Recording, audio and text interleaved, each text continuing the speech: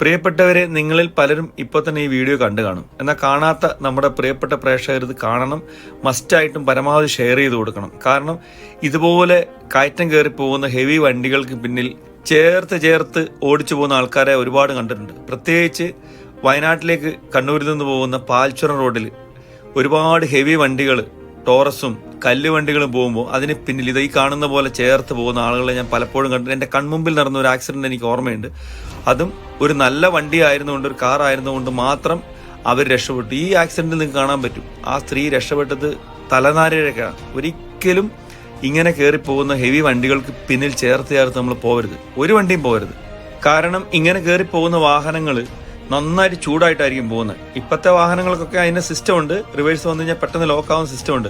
പക്ഷെ അതില്ലാത്ത ഒരുപാട് വാഹനങ്ങൾ ഇപ്പോഴും ഉണ്ട്.